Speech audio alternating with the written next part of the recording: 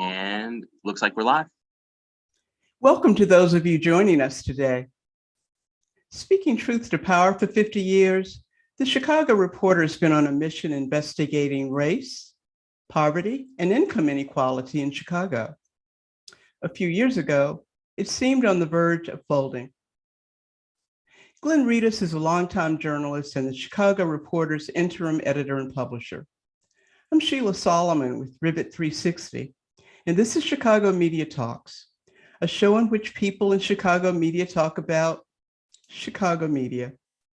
We're recording this via Zoom and broadcasting it live on YouTube, where you're welcome to enter your questions in the comment box, and we'll get to as many as time allows.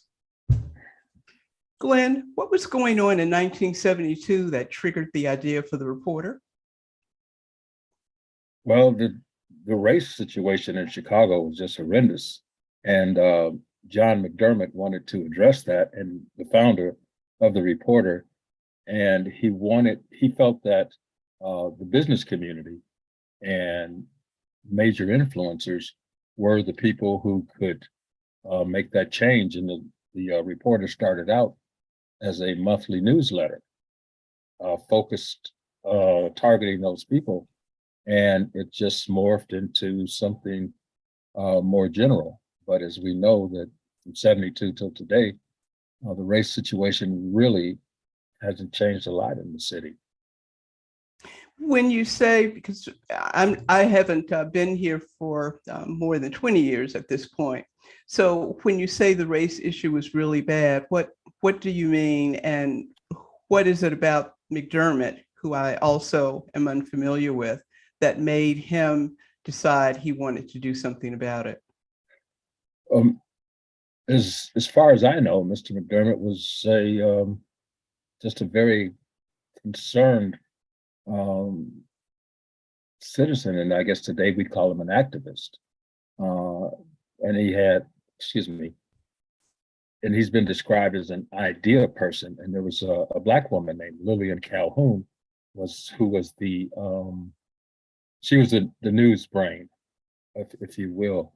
But in 72, Chicago was far more segregated than it is today.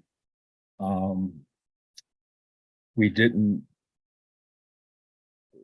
have a lot of clout, if you will, politically or even economically. It was starting because it was at the tail end of what was considered the civil rights movement at that time.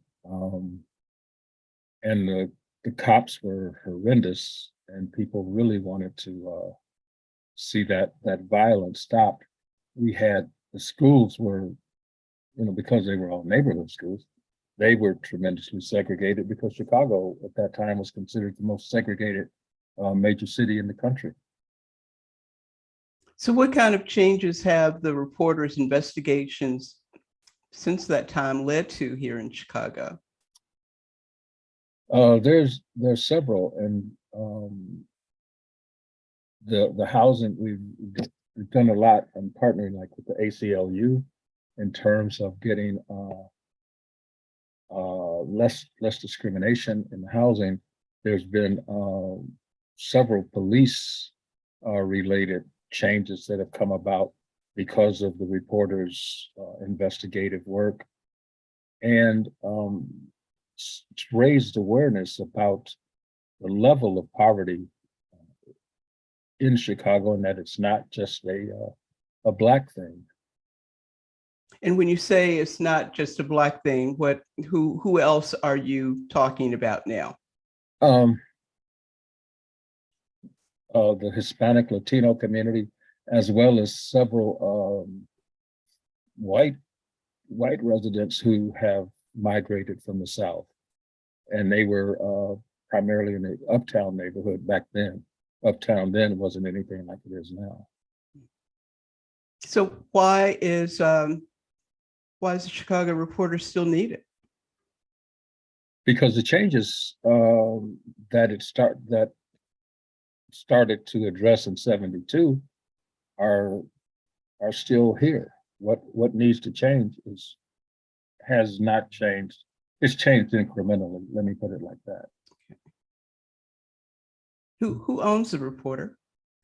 Well, the reporter is an arm of the Community Renewal Society. The Community Renewal Society has been around, I think, 135 years, and it's primarily a faith-based organization, no denomination, that looks for that works on social change throughout the city.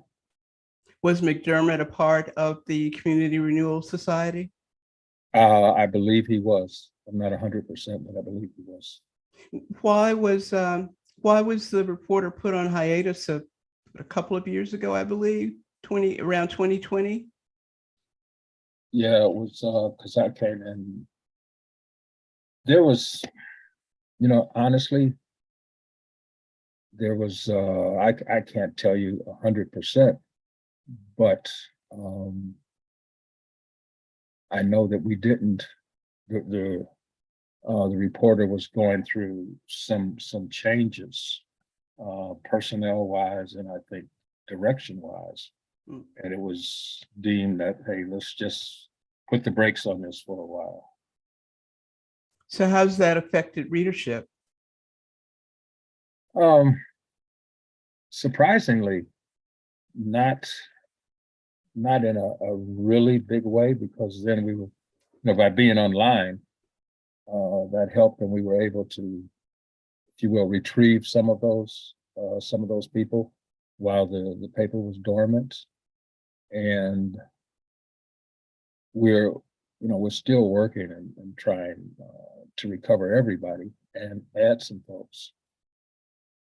So you're including donors and other supporters in this? Yes. What kind of support have you been getting from current or former staff? Very little. Very little? Yeah, we've been really building from the ground up. Does that mean there is no staff at the moment? Yeah, there is staff, but not the numbers that there were in 2019, 2020. Do you have writers? Yeah, I'm using a lot of freelance writers and some college students. College students. Yes, I was Yeah. going to ask you about that. Yeah, they're coming from Columbia, DePaul, and Medill, and Roosevelt University. And we I'm sorry, I didn't mean to cut you off. just expanded to start to reach out to Harold Washington College and Loyola. I like that. We don't see enough of our newsrooms reaching out to all of those schools, so that's fantastic to hear.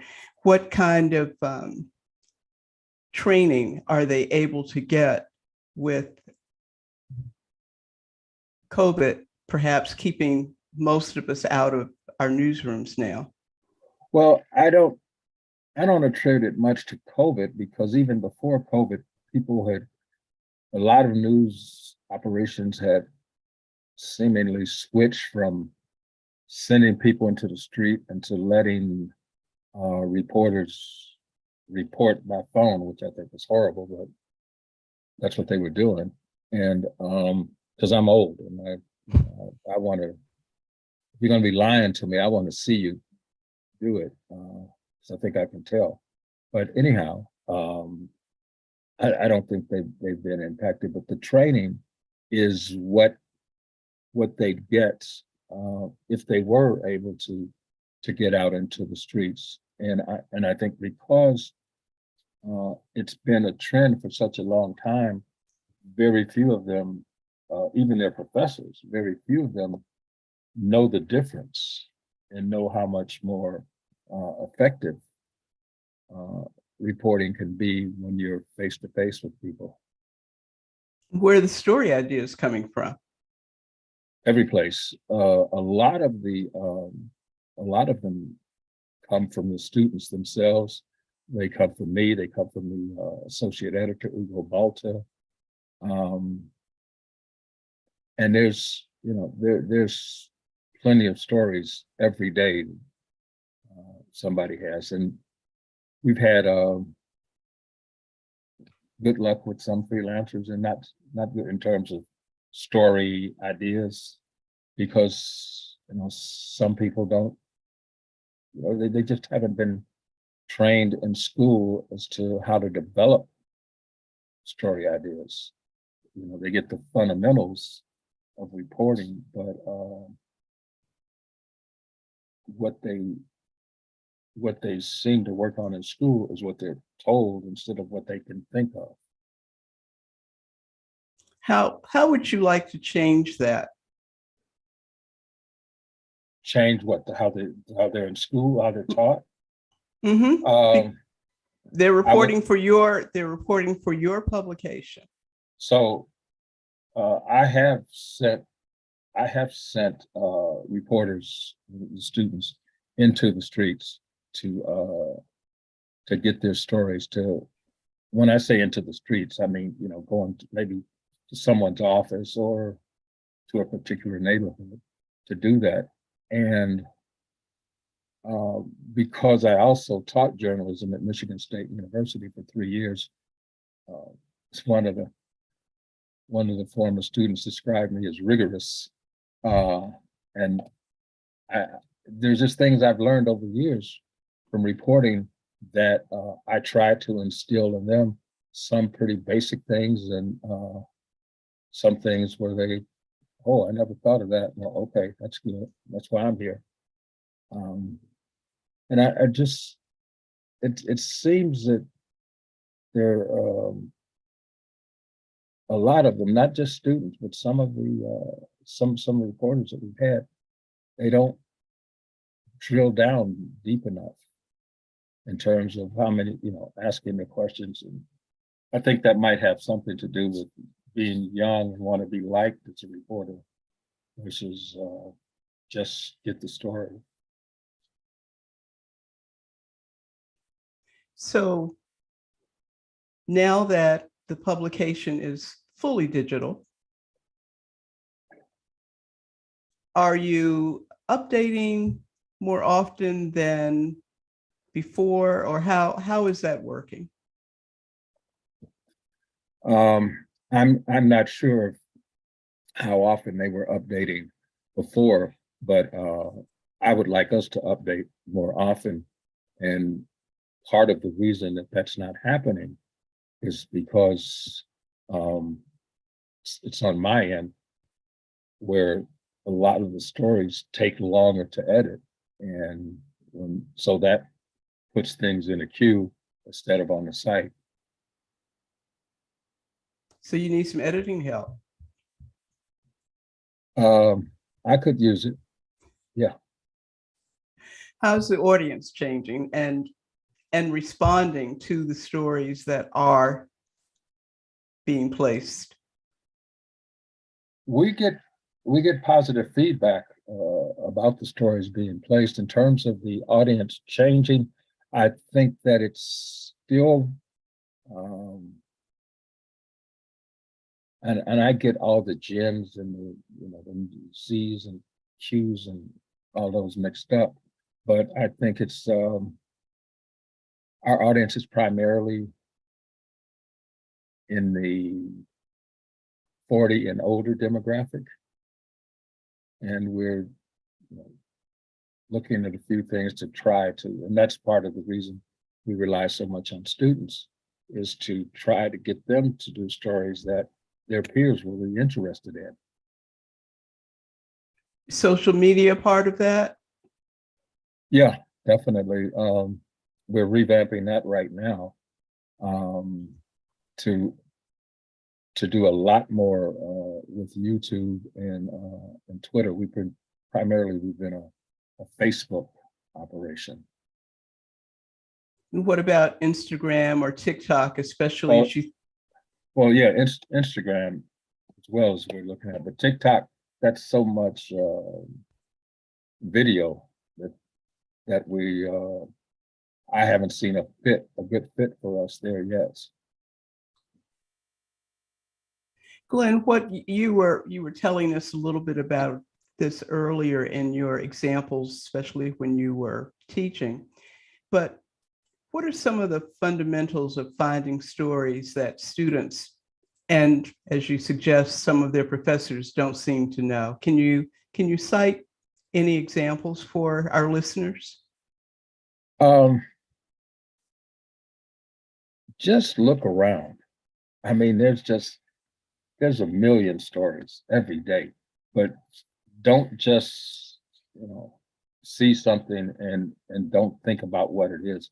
Long years ago, when I was a business reporter and I just starting out, and the city editor came to me and he said, U.S. Met wants to get rid of pennies. He says, how many pennies you got in your pocket? I don't know. I counted them. He says, well, here's what I want you to do. Go to the bank, get 2 rolls of pennies, then go to these shopping centers. I want you, when nobody's looking, sprinkle some pennies around. And if people stop and pick them up, ask them why. If they see the penny and they ignore it, ask them why. So the story, and that was really funny because I remember old people when I approach them, they say, oh, do you want it back? But the story was the mint wants to stop the penny, but people are using the penny. So why stop it? I think that now I'm having trouble coming up with an example, but there's so much that we take for granted and we don't look at it as a potential news story, but they're out there.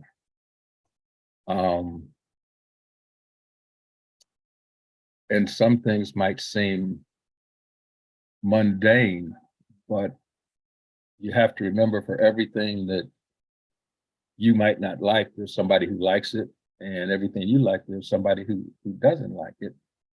And try to stay or understand trends. You remember that, I don't know, many years ago, McDonald's said it was going to stop because of the obesity crisis or whatever it was being called. They were going to stop supersizing, and they did for 2 years and 3 years, and then they went right back to it. There's a story. Why did they bring it back? What was the impact of it when they did? And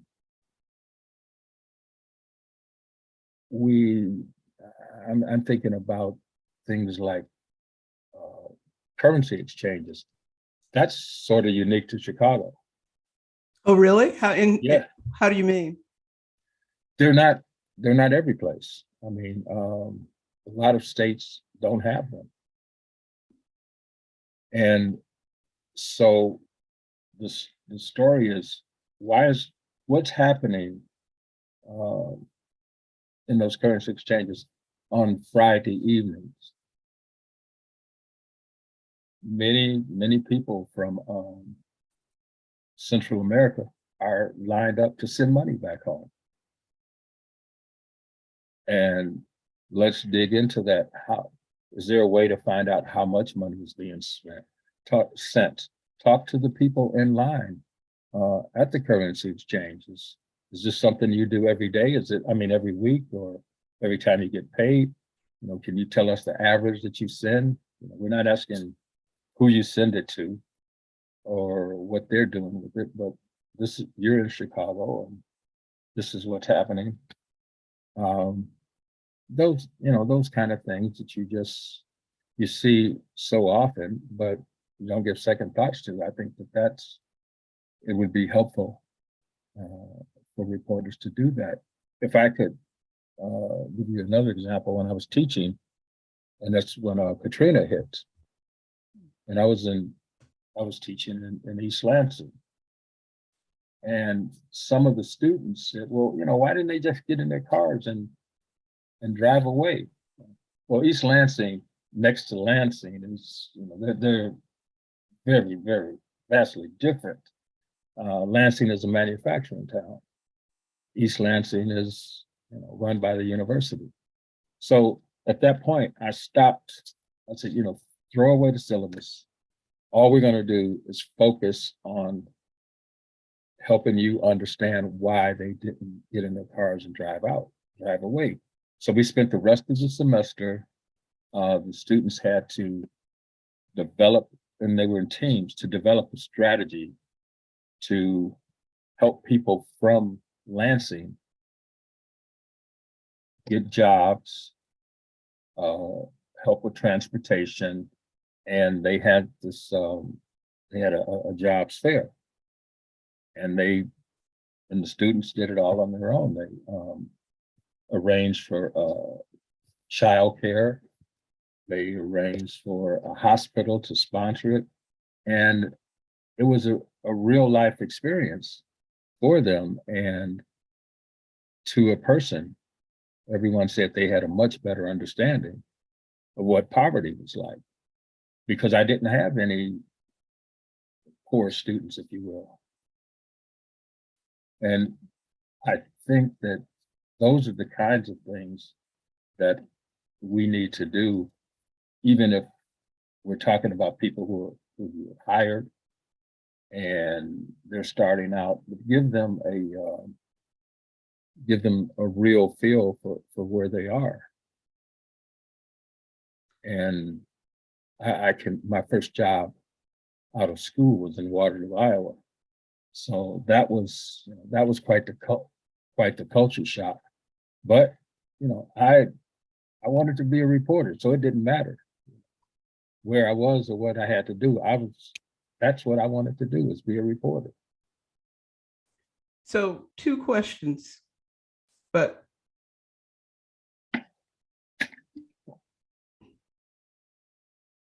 are you from Chicago? Yep, born and raised on the West Side, K-Town. And so what drew you to journalism? I was 12, 13 years old. And I don't know how I got in this program. I don't remember asking anybody to be in it, but I was in a program called Summer Enrichment at St. Ignatius High School on the West Side. And there were 23 Black students, 23 Hispanic students. And we had an hour and a half of English, an hour and a half of math, and we had a field trip every day. So one day the field trip was to the Chicago Tribune. And when we got into the newsroom, and remember, this is days of manual typewriters, everybody smoked. And there's copy boys running back and forth. And really, it was just the most exciting thing I had seen. And I broke away from the tour and I asked a couple of guys who were standing there talking to one another, what they did. They told me they were reporters. And so I asked them, what reporters do. And one of them showed me his byline over a story. And he said, I wrote that. And he said, and tomorrow when the paper comes out, look for that name and you'll see another story. Well, this was in what, 67? No, it couldn't have been 67, 66 maybe. And Black people did not get the Tribune, but I got 7 cents and got the Tribune, and I read it in the living room. And when my parents came home from work, my dad had a fit because the Tribune was in the house. But that was it. I decided that that's what I wanted to do. I wanted to see my name in the newspaper. And so when I got to high school, I did the regular stuff. I wrote for we had a magazine. I wrote for the magazine. I wrote for the paper. Then when I went to college, I think the first year I couldn't write. First year you can't write for the paper. And then sophomore year I was writing for the paper, and I think it was the only Black person who was a journalism major approached me about starting a newspaper and it was called Black Realities, and it was funded by the Methodists. So it was for the community. It was for the community of Omaha, but not for the students where we were going to school. And we did that for a little over a year, and that was just a huge plus in my life. And I became more enamored with the business. And I can still remember my mother during my senior year.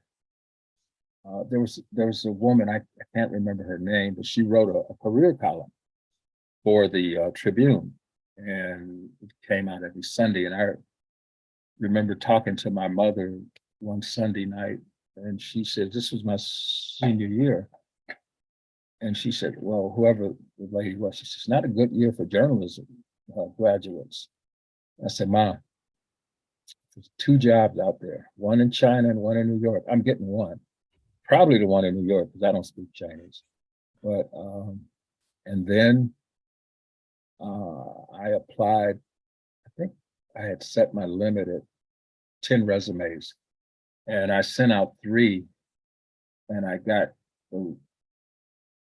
one was from North Carolina, one from South Carolina, and they gave me that little 5x8, sorry, nothing available with your skills. Then I got a 4-page letter from the newspaper in Waterloo, Iowa. And I didn't know why they were telling me about the Waterloo Central football team winning the state championship 11 out of 13 years. So I took it to my advisor. I took the letter. He says, well, they want to interview you. And I said, where does it say that? He says, believe me. And so I called and made arrangements to go there. And I get to the newsroom, and now instead of manual typewriters, everybody's using IBM Selectors, but they're still noisy too. So I get, and the receptionist says, the managing editor's office is at the end. You'll see his name on the window. And so I have to walk through the entire newsroom, and I can hear fewer people typing the deeper I get into the newsroom. So when I got to his office and I looked, and everybody was looking at me, and a million people say, Glenn, you shouldn't have said that. But I turned and I saw them looking at me, and I looked at him and I said, do they always stop working when a Black guy comes to see you?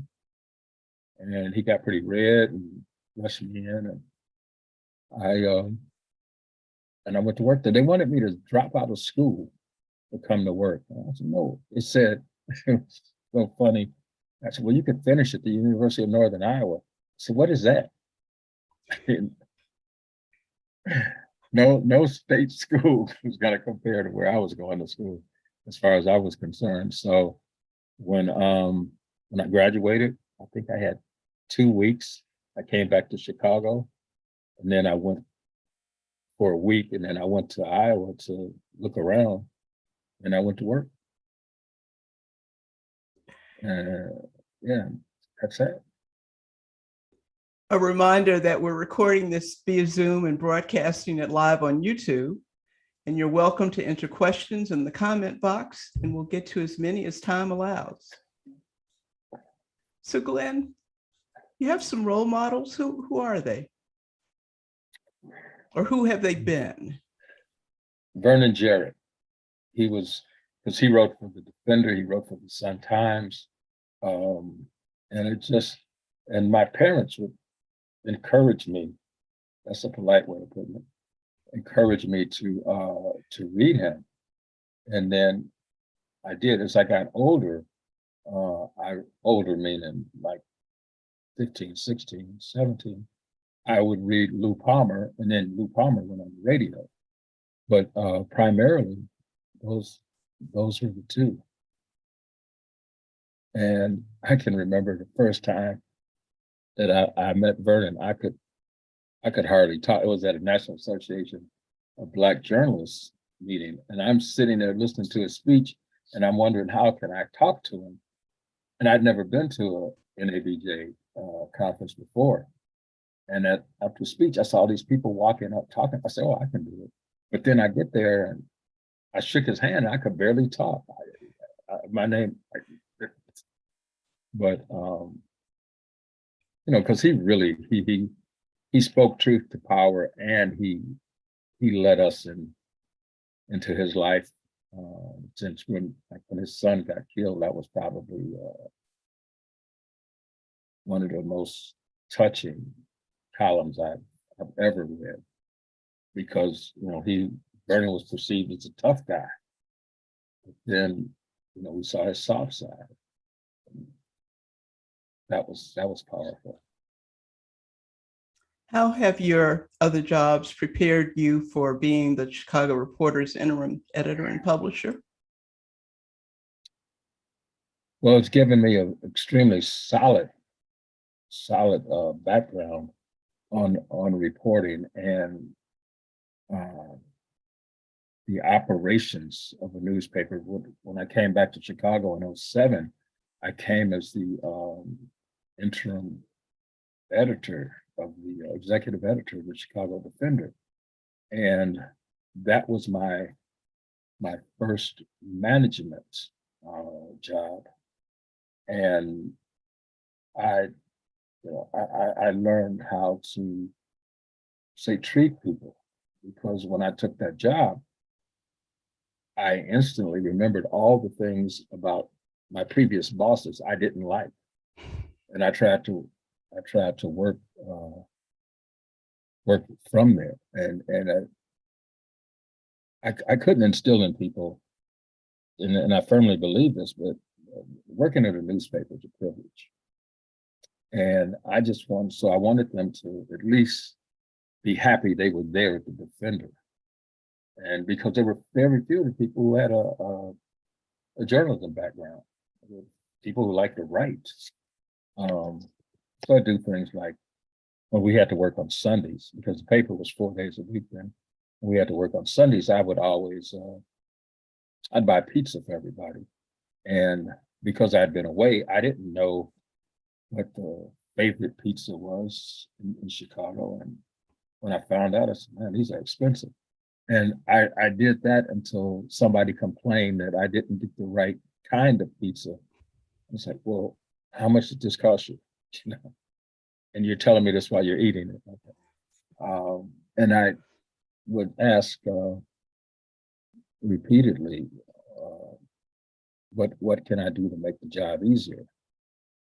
And for the most part, people were honest, but I had a couple of folks who, man, don't bother me. Just, let me do what I want to do. That didn't work. Do you have a journalistic nemesis or rival? And this can be a person or an idea or even a perception held by the public. Rephrase that for me, please. A nemesis. Do you have one as a journalist? No. Toughest interview you ever did? Or the most frustrating person you've interviewed? Ah. The toughest interview I ever did was with a man in Michigan, when I worked at the Oakland Press in Pontiac, Michigan. And just a way of background, this was in the same county, maybe 5 miles at the most from where Jimmy Hoffa disappeared. And this was some years after his disappearance, maybe 3 years. And I had to interview, I was a business reporter. And there was a guy named Bill Buffalino Jr. Buffalino was the head of one of the unions.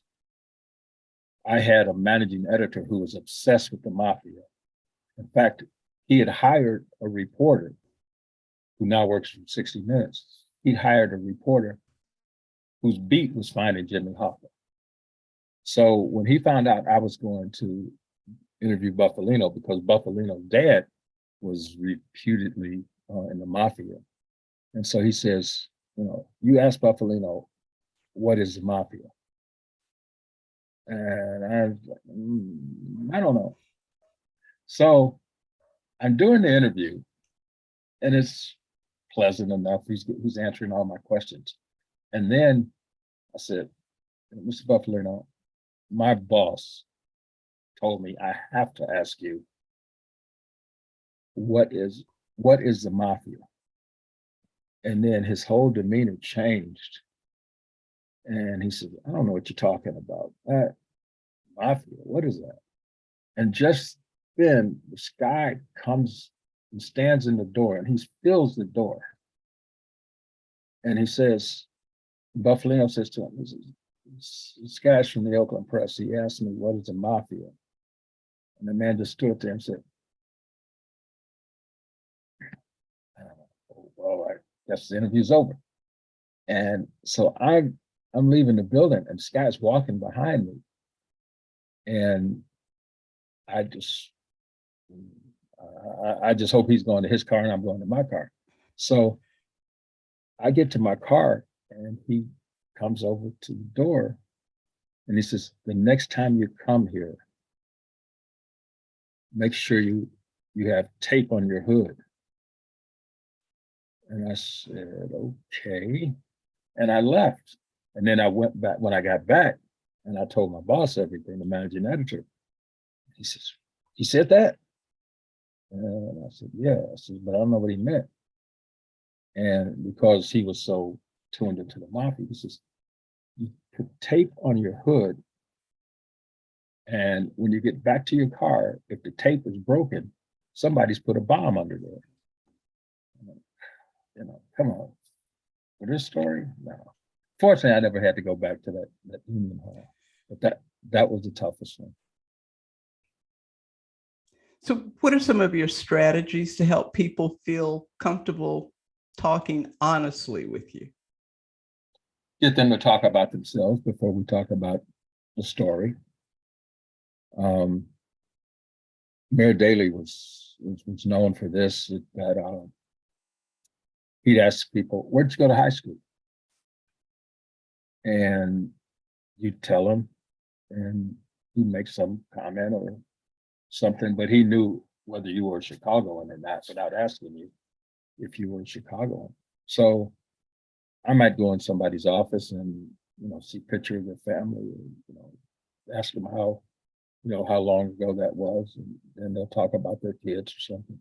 Or a lot of times people aren't comfortable talking to reporters, but they've agreed to do it. So they'll start out talking about something other than what the topic is, and you listen. And I think that is the key. You let people talk about themselves.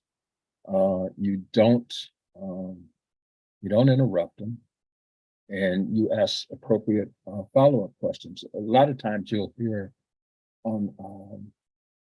you'll see it on television, you hear it on the radio. A reporter has a list of questions, and the answer might be, well, that happened 33 years ago. And then the next question has nothing to do with that answer.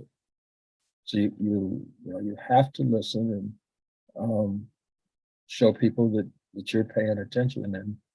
And if you don't understand something, it's much, much better to say, I don't understand that, than to get back to the office, write the story and try to figure it out, and then be too embarrassed or too prideful to call that source and say, I think you said this, but I'm not sure. Is that correct? Can you explain that further? Because I'm just not understanding. And people would much rather you take their time up asking for a clarification than them having to call you and telling you how stupid you are because you got that part wrong.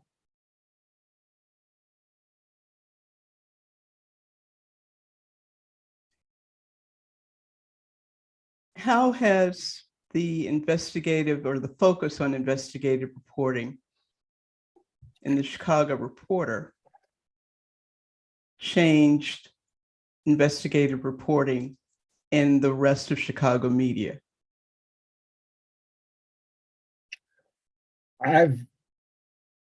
My theory is that investigative reporting has always been with us. It's just, it used to be called feature or long form reporting. And I think that over the years, more people, more outlets have committed to long form journalism and asking tougher questions. And I think that also has something to do with these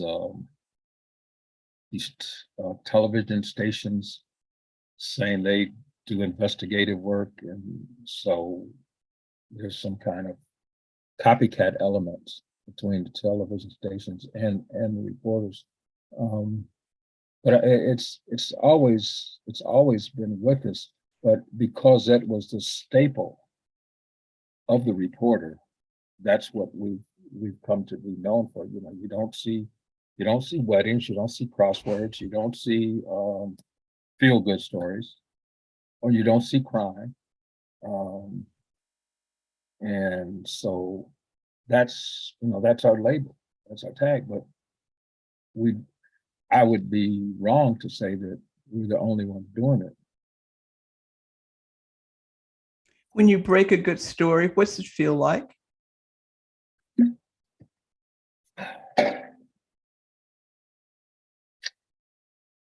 That's very hard to describe because it depends on the story.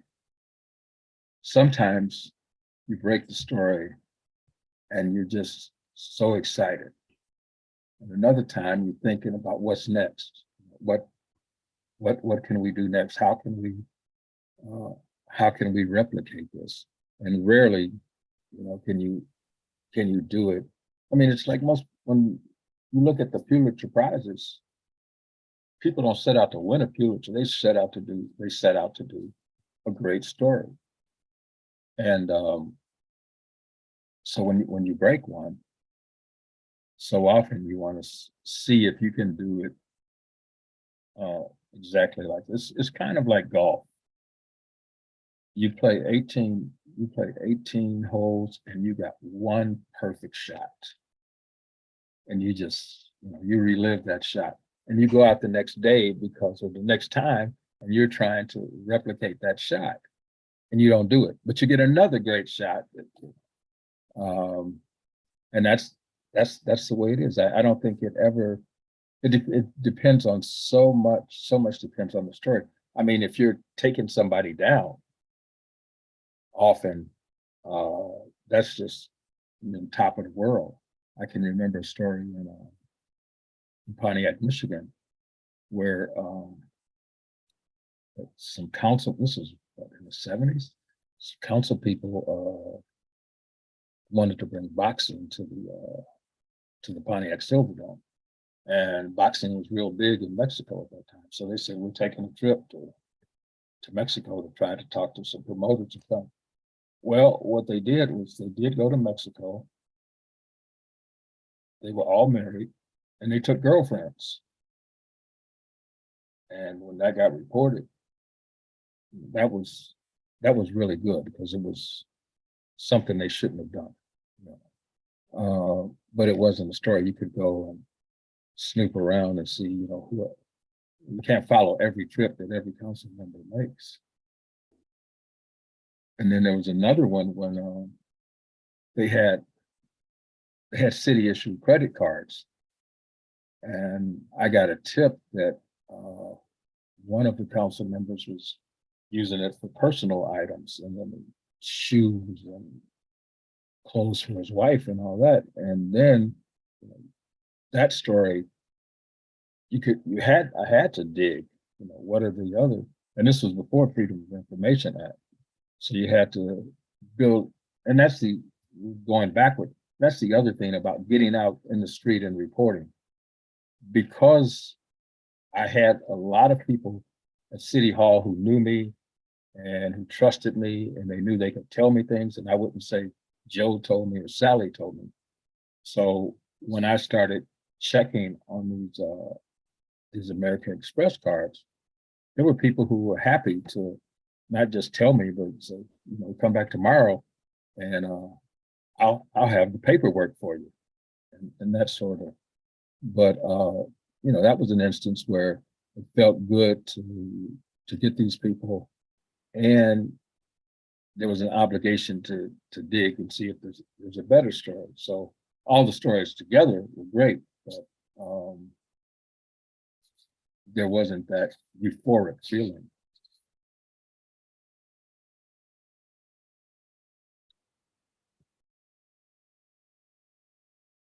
Any thoughts about how that can lead to mistakes or bad judgment by a reporter when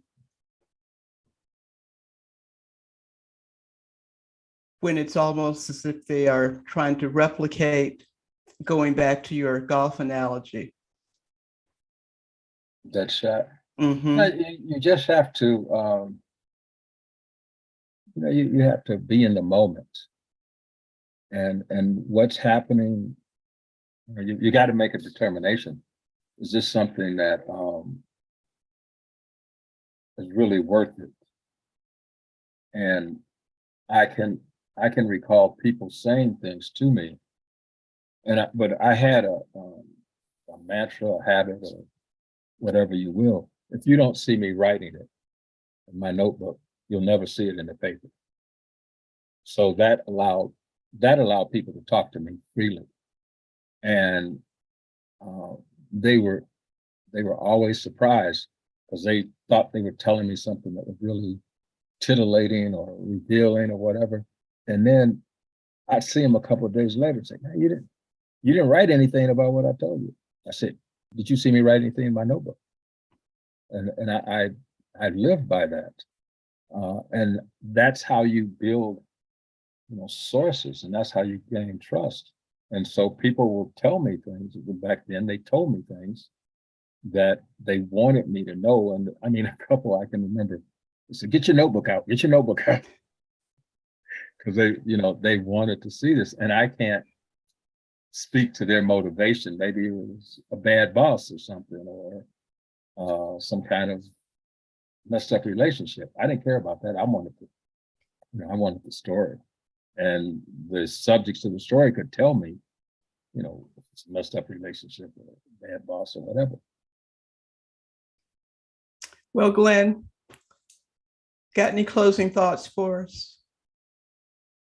One major closing thought is that people traditionally complain about media coverage. And I understand that because I've been outside of the business too.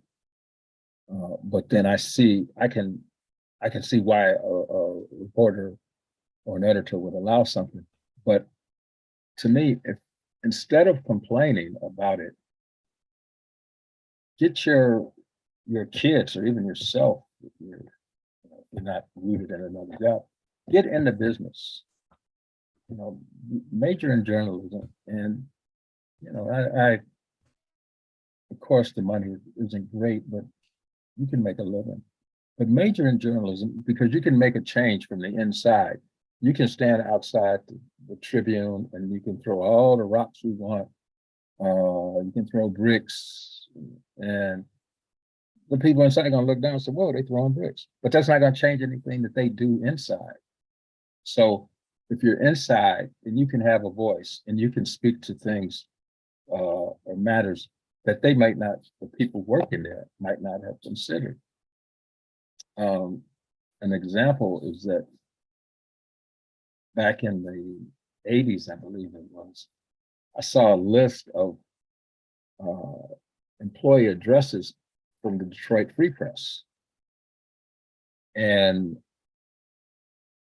85% of those people lived in a community next door to Detroit, a very upscale community next to Detroit called Grosse Pointe. So they go from Grosse Pointe to downtown Detroit, lunch in downtown Detroit, home to Grosse Pointe.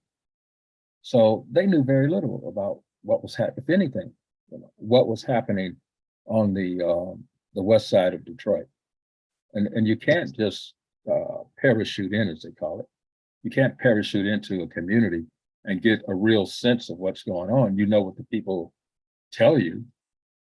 And sometimes when you do that, when you have no roots, no connection to that community, people will tell you things that deliberately that aren't true. And you go back and you write that. And if there's nobody else in that newsroom who knows any better, bam, you got a great mistake and you got to do it correctly. But that's, to me, that's the major thing, is to get into the business. And right now there's a paucity of Black male reporters. I don't know why. And I've asked a lot of people.